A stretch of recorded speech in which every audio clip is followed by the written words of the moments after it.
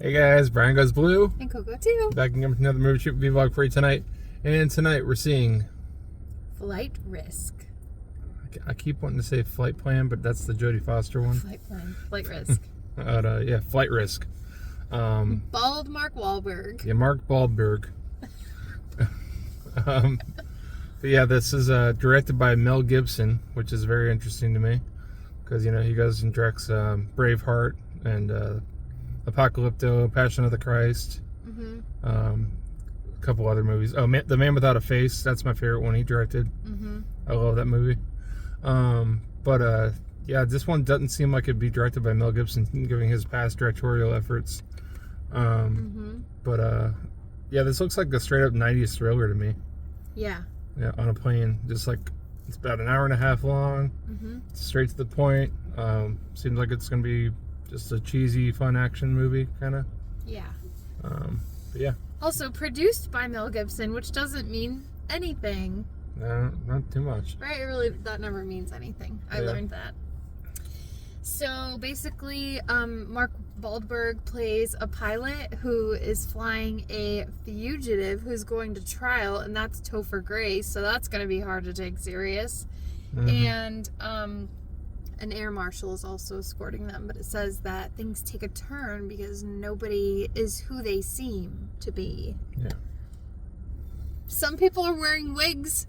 Some people are not from the 70s, and they're actually a serial killer. I don't know. I don't know what his crime is. Crimes of Passion with Donna? Eric Foreman. Yeah, I don't know. But I think this will be fun. Yeah. This is only our second movie of January, you said, right? I know, What it's horrible. Shame on us. Mm-hmm. We were here last week for Wolfman. And that's about it. Yep. So, yeah. Want to get on in there and... There's been plenty to see, this? and we said, Yeah. oh, there's plenty to see after There Wicked. is plenty to see. But we didn't see any of it. Yep.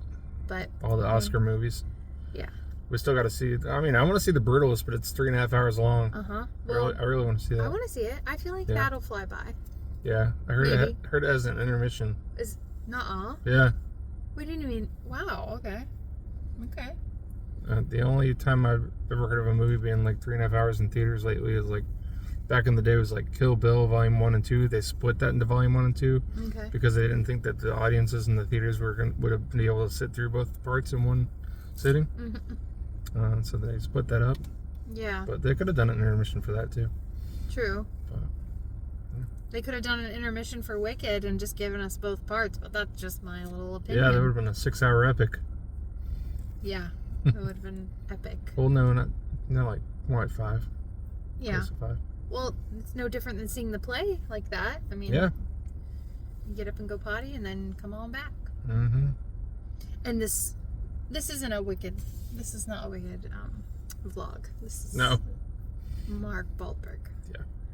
So yeah, let's go get in there and get our groove on. Get our groove on. Yeah. So it's like, 45 degrees outside. No, I checked. It's 41. 41 now? It's Oh, man. crisp. It's gonna go down to 34, and never mind. I was gonna say something. The way I said that. You know what I was thinking? No. Okay. Apparently it only has to be 32 degrees to snow. Yeah. If it's raining. Yeah. And it has been, so. Yeah, that's why I'm wearing. I gotta see my thing. I gotta see it past the trees at the AMC as we go. Sorry.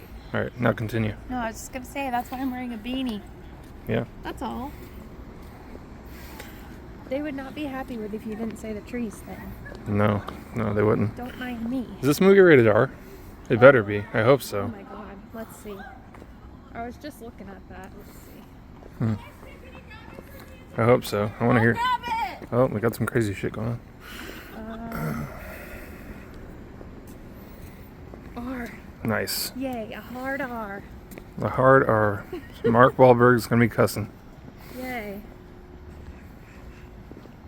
You know I'm not expecting this to be great by any means. I'm expecting it to be fun. No, yeah, we just wanted to come and have fun. Yeah. I still need to see The Departed. The Departed is a great movie. Yes. And we're in. Well, there's no posters out here for the flight risk, but we just got out seeing the movie. Give you our thoughts in the car. And we're back in the car. So. We're freezing. We're freezing. It's like 37 degrees outside right now. Whoa. In Florida. What the heck? What the heck? So, flight risk. Flight risk. That was interesting. That was fun. I liked it more than I thought I would. Yeah. I really did like it a lot. I think it was very, very good. I mean, it was definitely good, but it was definitely campy. Oh yeah, that's why I'm saying it was good. The plane stuff had me on the edge of my seat. I kind of knew it would. Basically, the whole movie takes place in a plane. Yeah, the whole movie. You get that from the trailer. Mm-hmm.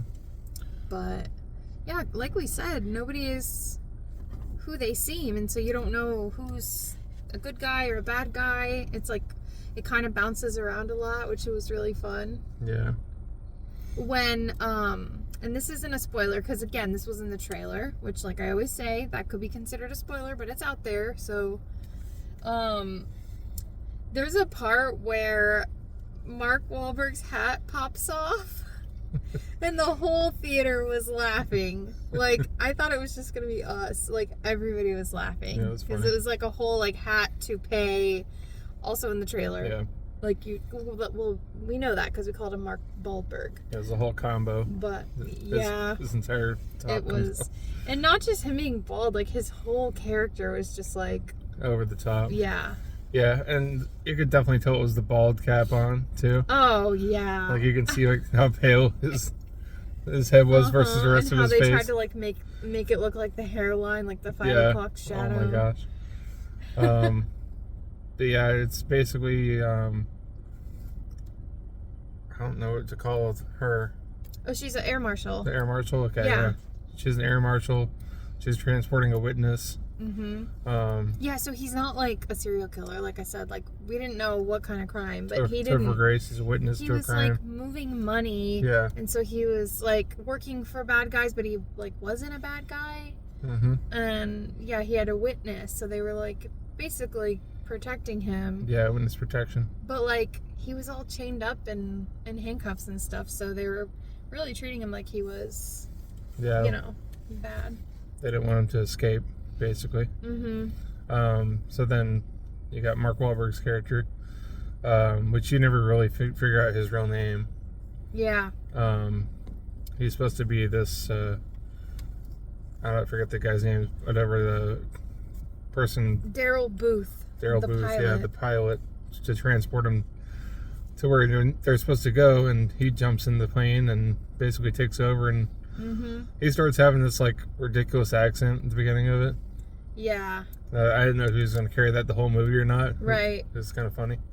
But yeah, then all hell breaks loose, and you find out that he's not really the pilot. So yeah. And then it kind of goes from there. But it was a lot of fun. There was some questionable like CG moments. Oh my gosh. Like sometimes I don't pick up on that stuff, and I even picked up on like all the moments, like stuff that didn't even need to be CGI. Like there's like moose in the beginning, or meese, or whatever you want to call them. Yeah. In the beginning of the movie, and those are definitely like CGI'd.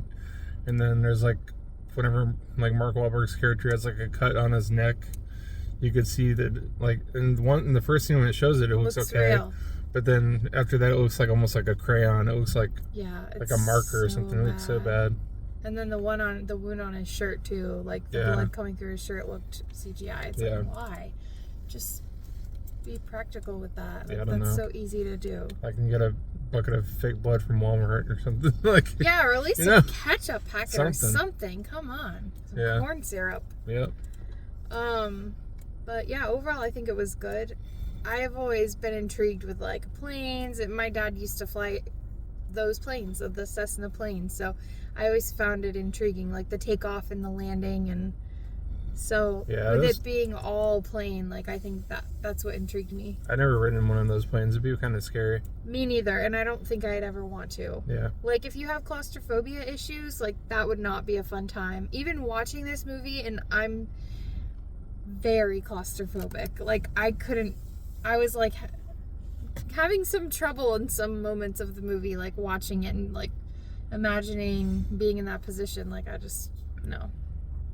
Yeah, but I thought it was really humorous. There was a lot of like funny like one-liner type of jokes that Mark Wahlberg was saying, and Topher Grace too. They were both really funny, like back and forth. Yeah, they were. Even though Topher Grace is kind of like the wimpy guy like he usually plays, but I thought he did a great job too. I do too. And so did the actress. I don't even know her name, but she did good. Yeah, she really did. There were some like heated moments where she really. At first, I was kind of like, "Is she gonna do a good job?" Like, I hate saying that, but she got better as the movie. It was questionable. She really did. Like, she got into it and she really came into her own. So that was good because she was basically like the main character. Towards the beginning, I wasn't sure if the movie was gonna be that great, and then it started progressively getting better. Yeah, I definitely got invested. I'll probably give it a 3 out of 5. Yeah. Yeah. Yeah. I'd say a 3 is solid. Yeah.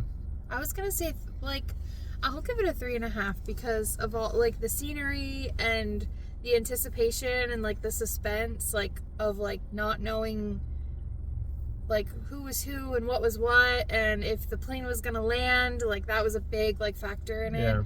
I always love those kind of movies. I know it sounds bad, but like something goes wrong and like you don't know what the outcome is going to be, especially in a plane. Like it's different in a car. Like I feel like a lot of people know how to drive a car. How many people do you know can fly a plane, you know? So having to like do that is a major challenge. So I don't know, I think that's what really got me very interesting. But it definitely felt very 90s. Like definitely like a 90s thriller. Yeah. It kind of threw it back. Yeah, it didn't feel like this was like a new movie. And besides like the usage of like cell phones or whatever, there like really wasn't anything that couldn't have been in the 90s. Right. So. Yeah. Yeah. But yeah, I thought it was pretty solid. Yeah, it was a good time. I'm glad we came out to see this. It was a good time. Any other thoughts? Not really. I mean, besides, what are we gonna see next? Yeah, I don't know. We definitely want to see Presents. Yeah. We still want to see A Complete Unknown. I don't think it's too late to see that. Like, it's still out. Brutalist. So, yeah, Brutalist. And then what comes out next weekend is Compassion, right? Is it Compassion or Companion? Compassion. No, that's close. Yeah. Yeah, there's a lot of stuff coming out. Hopefully we can get our butts out and see some more movies. Yeah. Because it's been a minute. Yeah, I'm just looking at the thing here. You have a Presence. We didn't see Mufasa. No, or Moana 2, because we at home did not watch the Lion King live action for me and Or Moana 1. Moana. Yeah. I guess that's pretty much it for now. Are we gonna see Baby Girl? I don't really want to. I don't think we have like too much of an interest in seeing that, but yeah. I'm glad. I already said that. I'm glad we came out to see this in the freezing cold. Yep. It was a good time. So stay after the previews. Stay after the credits if you want to hear a banging song. I was singing it all the way out. I was like, there was no singing. It was just like this, just a tune. It was like a catchy thing Stuck in your head. And also, do you ever like hear a phrase or just a word and then you like think of a song? Like Flight Risk. There's a Taylor Swift song. Oh, is there? That where she says Flight Risk. I was a flight risk with a fear of falling, wondering why we bother with love if it never lasts. Yeah. Oh, the Swifties know, but I've been thinking of that line the whole time. Well, maybe they should put it in the movie then. I don't know if it would really fit because the song is called Mine. Oh, okay. You're the best thing that's ever been mine. I guess in a twisted way it could work. Yeah, I wouldn't fit this movie. But still, we gave it a shout out anyways. Alright. Alright, well, we will see you guys soon. Stay tuned. Brian Goes Blue. And Coco too. Signing off, guys. Bye. Bye.